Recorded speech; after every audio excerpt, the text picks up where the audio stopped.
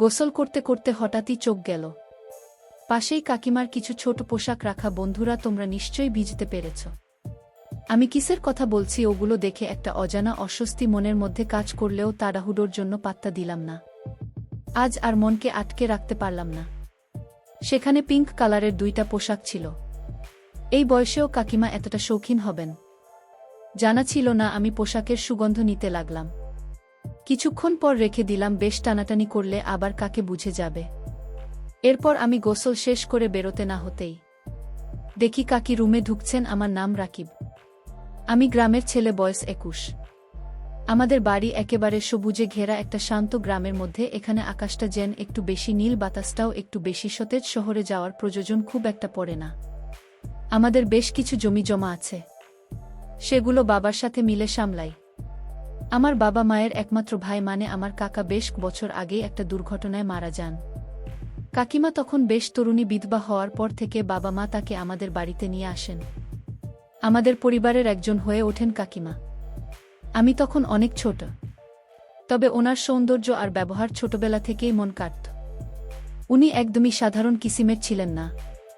চালচলনে, সাজ পোশাকে, কথাবার্তায় একটা আলাদা আকর্ষণ ছিল। গ্রামের অন্য মহিলারাও উনার মতো হতে চাইতেন, কিন্তু তার মধ্যেও একটা নিঃশব্দ শূন্যতা ছিল যা আমি ঠিক তখন বুঝিনি। ঘটনাটা শুরু হয় একদিন সকালে। আমি তাড়াহুড়ো করে স্কুল যাওয়ার সময় দেখি নিজের বাথরুমে পানি নেই। কিছু না ভেবে সোজা কাকিমার বাথরুমে গিয়ে ঢুকে যাই। ভাবলাম চট করে গোসলটা করেনি। ঢুকেই দেখি কাকিমা ঘুম থেকে উঠে চুল আঁচড়াচ্ছেন। ওনার চোখে মুখে তখনও ঘুমের রেশ। আমাকে দেখে হেসে বললেন, তোমার বাথরুমে পানি নেই? আমি মাথা নেড়ে বললাম, হ্যাঁ, তাই তোমারটা এলাম একটু। উনি হেসে বললেন, আচ্ছা সাবধানে করো, দরজার ছিটকানিটা একটু খারাপ হয়ে গেছে।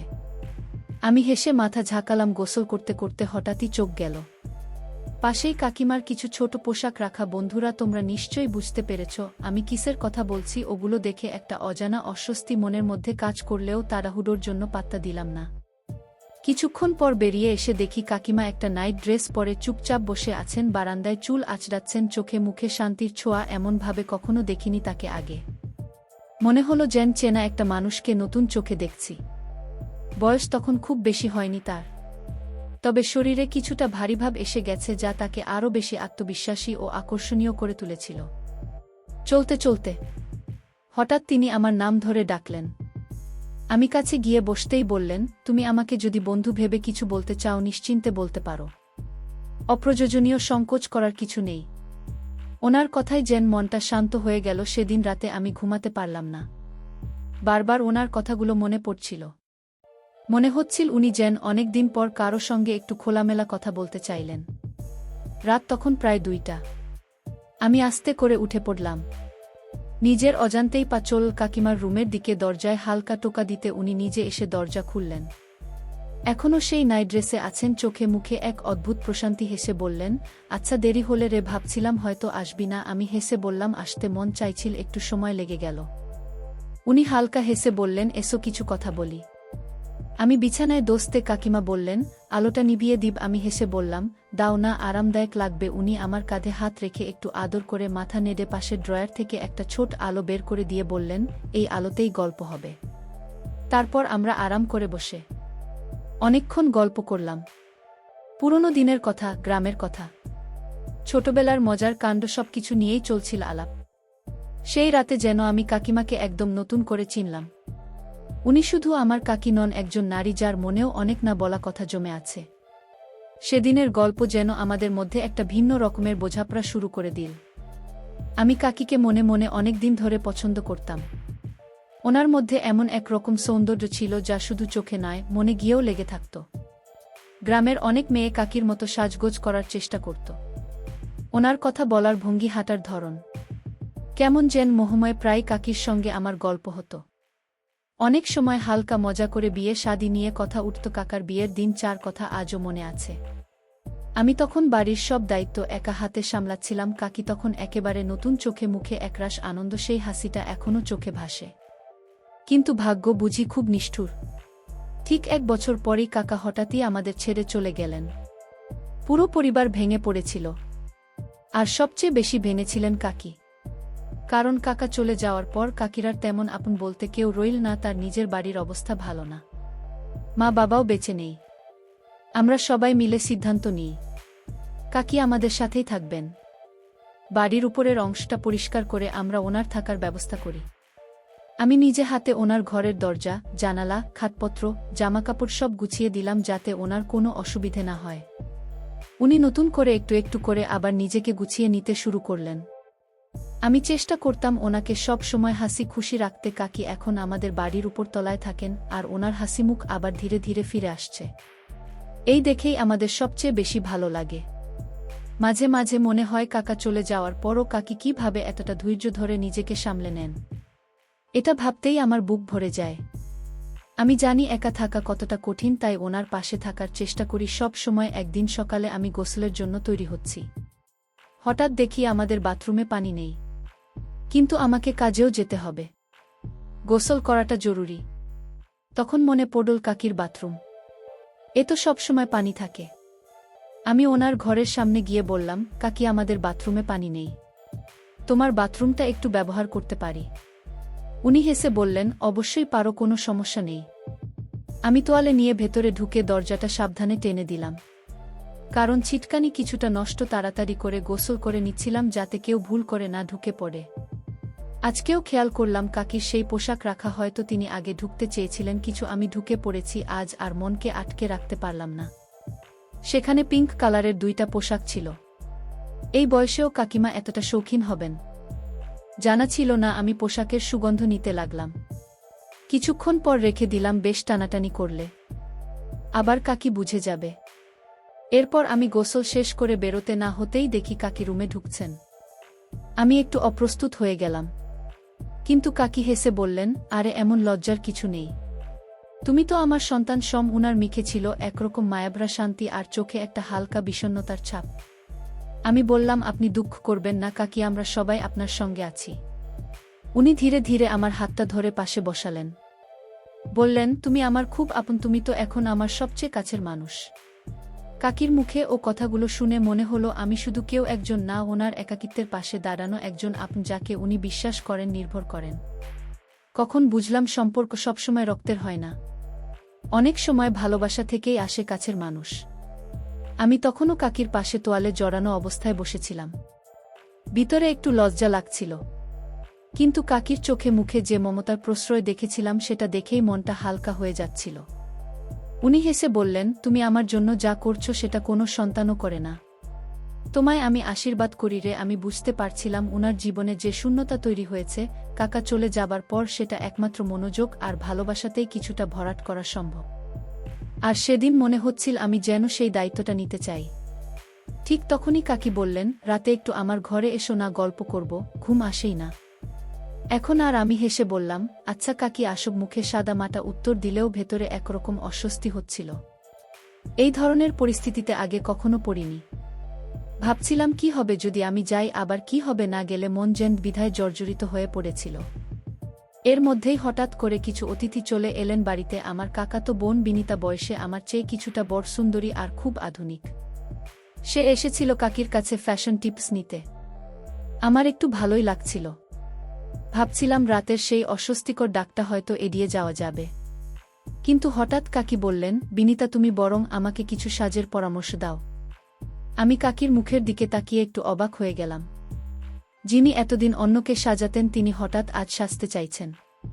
কথা শেষ না হতেই কাকে আমার হাতে হালকা করে ধরলেন। কেউ দেখেনি বটে, কারণ তিনি টেবিলের পাশে ছিলেন। কিন্তু আমি যেন খানিকটা চমকে গেলাম।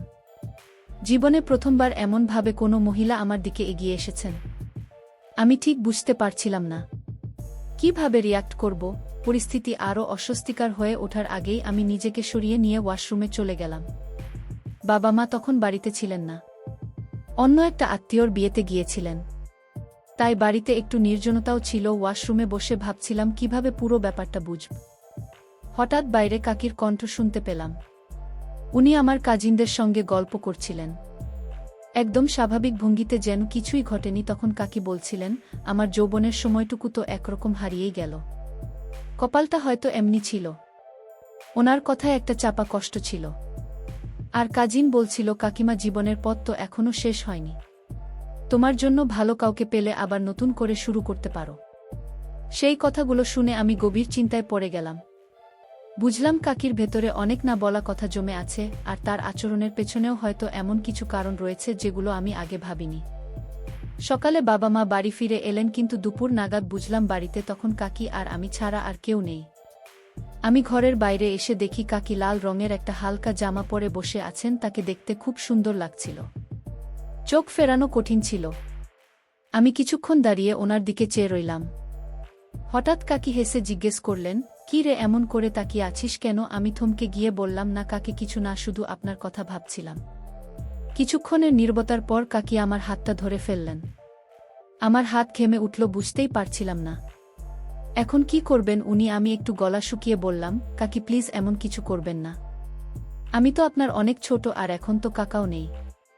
উনি চুপচাপ ছিলেন, মুখে একটুখানি হাসি ফুটেছিল, কেমন যেন এক রহস্যময় শান্তি। কাকি মানে কবিতা কাকি মাঝে মাঝে আমার নাম ধরে রাখতেন, সেই ডাকটা যেন বুকের মধ্যে কেমন এক রেশ ফেলে যেত।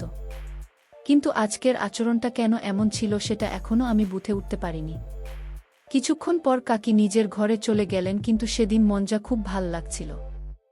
মনে হচ্ছিল কাকির সাথে আমার এক অদ্ভুত কাছের সম্পর্ক তৈরি হয়েছে, যেটা শুধু আমরা দুজনেই বুঝি। পরদিন বাবা মা ফিরে এলেন। জানতাম এবার আর কাকির সাথে আগের মতো একা সময় কাটানো যাবে না। তবুও দিনগুলো চলছিল, কিন্তু আমি খেয়াল করতাম কাকির মধ্যে এক ধরনের পরিবর্তন এসেছে। তিনি অনেক সময় হঠাৎ আমার খুব কাছে এসে দাঁড়াতেন, কিংবা নীরবে পাঁচটায় দোস্তে বলতেন। আমরা অনেক সময় আড্ডা দিতাম, হাসতাম, কিন্তু সবকিছু খুব সাধারণভাবে করতাম, যাতে কেউ কিছু মনে না করে। একদিন একটা ঘটনার কথা আজও মনে পড়ে। আমি ঘরে ছিলাম, বাবা বললেন কাকিকে ডাকতে। আমি অপেক্ষা করছিলাম, সবাই বাইরে গিয়েছিল, শুধু আমি আর কাকি ঘরে। কাকি সেদিন একটা হালকা রঙের কুর্তি পরেছিলেন, যেটা ওকে খুব মানিয়েছিল। আমি তাকিয়েছিলাম। উনি হাসি মুখে বললেন, রাকিব, আজ আমি খুব খুশি জানো। কখনো কখনো মনে হয় তুমি আমার খুব কাছের কেউ। আমি একটু চুপ করেছিলাম, তারপর হেসে বললাম, আপনাকে এমন হাসি মুখে দেখলে আমারও ভালো লাগে। তারপর উনি ফ্রেশ হয়ে এসে জিজ্ঞেস করলেন, কেমন লাগছে আমাকে? আমি বিনা দ্বিধায় বললাম, খুব সুন্দর লাগছে। আজ আপনাকে। সেদিন আমরা অনেকক্ষণ গল্প করেছিলাম, সেই মুহূর্তগুলো আমার মনে গেঁথে গেছে। মনে হয় যেন কাকিকে সব সময় এভাবেই পাশে পেতে চাই। একদিন কাকির বোন বলল, ও স্বামী গাড়ি চালাতে পারে না, তাই আমাকে যেতে হবে হোটেল পর্যন্ত। মা বললেন, রাকিব কেন যাবে? আমি বললাম, আমি আর কাকে একসাথে গেলে ভালো হয়। মা রাজি হয়ে গেলেন। আমরা একসাথে হোটেলে গিয়ে উঠলাম। আলাদা রুম ছিল আমাদের সবার, কিন্তু আমি লক্ষ্য করলাম কাকি একটু চিন্তিত। তাকে এমন দেখে মনটা খারাপ হয়ে গেল। আমি হেসে বললাম, চলুন একটা মুভি দেখি, মন হালকা হবে। আমরা একসাথে একটা ইংলিশ মুভি দেখতে বসেছিলাম। কাকি একপাশে বসেছিলেন। হঠাৎ দেখি উনি আমার হাতটা ধরে আছেন। আমি অবাক হয়ে তাকালাম, দেখি কাকির চোখে জল। মুভিটা বন্ধ করে দিলাম। আমি ধীরে বললাম, কি হয়েছে? কাকি চোখ মুছে বললেন, তোমার কাকাকে খুব মিস করছি। আমি তার দিকে এগিয়ে গিয়ে বললাম, আমি আছি আপনার পাশে, কখনো আপনাকে একা লাগবে না। কাকি শুধু মাথা নাড়লেন, আর আমি অনুভব করলাম এই মুহূর্তগুলো আমাদের মনে থাকবে এই চিরকাল। আমরা গ্রামের বাড়িতে ফিরে এলে মা খুব খুশি হলেন, বিশেষ করে কাকিকে দেখে। তার মুখে প্রশান্তির ছাপ ফুটে উঠল। মা মনে করেছিলেন কাকিকে পাশে রাখা মানে পরিবারে ভালোবাসা ও সুরক্ষা বজায় রাখা। দিনগুলো কেটে যাচ্ছিল, আমার মুখে সবসময় একরকমের হাসি লেগেই থাকত। বন্ধুরা অনেকেই আমাকে দেখে মজা করত, বলতো, এই ছেলে আজকাল এমন খুশি কেন? কিন্তু আমি কাউকেই বলিনি। আসল কারণটা, আমার দিনগুলো কেটে যাচ্ছিল কাকির সাথে গল্প করে, একসাথে রান্না করে, কিংবা কেবল পাশে বসে থেকে। আমি বুঝতে পারতাম কাকি যতই স্বাভাবিক থাকার চেষ্টা করুক, তার মনে একটা শূন্যতা রয়ে গেছে। কাকা চলে যাওয়ার পর এই ঘর, এই জীবন, সবই তার কাছে যেন নিঃসঙ্গ হয়ে পড়েছিল। মাঝে মাঝে কাকি আমার দিকে তাকিয়ে গভীর চিন্তায় ডুবে যেতেন। তিনি হয়তো ভাবতেন, রাকিব তো একদিন বিয়ে করবে, তারপর আমিও একা হয়ে যাব। আমি বারবার তাকে বলতাম, আমি কখনো আপনাকে একা ছাড়ব না কাকি। কিন্তু তিনি হেসে বলতেন, তুই আমার অনেক ভালোবাসার মানুষ, কিন্তু তোরও তো জীবন আছে রে। তুই বিয়ে কর, পরিবার কর। একদিন কাকে নিজের হাতে আমার জন্য এক মেয়ে খুঁজে আনলেন। আমি প্রথমে রাজি হইনি। কাকির মুখে আমি অনেক কষ্ট দেখতে পেয়েছিলাম, কিন্তু তিনি হেসে বললেন, আমার মতো একা থেকে যেন তোকে কাটাতে না হয়। আমি তখন বুঝেছিলাম তার ভালোবাসার গভীরতাটুকু ঠিক কতটা নিঃস্বার্থ। আমার বিয়ে হলো, স্ত্রী ভালো, শিক্ষিতা, সুন্দরী, কিন্তু আমি বুঝতাম যে শান্তি কাকির সান্নিধ্যে পেয়েছি। তা জীবনের আর কোথাও পাইনি। তবুও আমি সংসার চালাতে চেষ্টা করছিলাম। কিছুদিন পর একদিন এমন একটা পরিস্থিতি তৈরি হলো যেখানে আমার স্ত্রী কাকির প্রতি আমার অতিরিক্ত যত্ন ও আবেগ দেখে ভুল বুঝে ফেল। আমি অনেক বোঝানোর চেষ্টা করলাম যে আমরা শুধু একে অপরের মানসিক ভরসা, কিন্তু সে বিশ্বাস করতে পারল না। চলে গেল। পরিস্থিতি আরও খারাপ হলো যখন বাবা মাও জানতে পারলেন। তারা কাকিকে ভুল বুঝলেন, বললেন ওকে এই বাড়িতে আর রাখা যাবে না। আমি চুপ করে সব শুনলাম। এরপর সিদ্ধান্ত নিলাম, এই বাড়ি যদি এমন নিষ্ঠুর হয় তবে আমি আমার শ্রদ্ধার মানুষটার পাশে থাকব। আমি কাকির সাথে আলাদা হয়ে গেলাম। শেষ পর্যন্ত আমি কাকিকে আমার জীবন সঙ্গী করে নিলাম। কাকি বিধবা ছিলেন, কিন্তু তারও তো জীবন আছে, নিজের মতো করে বাঁচার অধিকার আছে। আমি শুধু সেটা মেনে নিয়েছি, আর কিছু না। বন্ধুরা, ইউটিউবের গল্পগুলো শুনে মজা না পেলে আমার ওয়েবসাইটে দেওয়া গল্পগুলো শুনতে পারো। সেখানে প্রতিদিন খোলামেলা গল্প আপলোড করা হয়। কমেন্টে ওয়েবসাইটে লিংক দেওয়া আছে।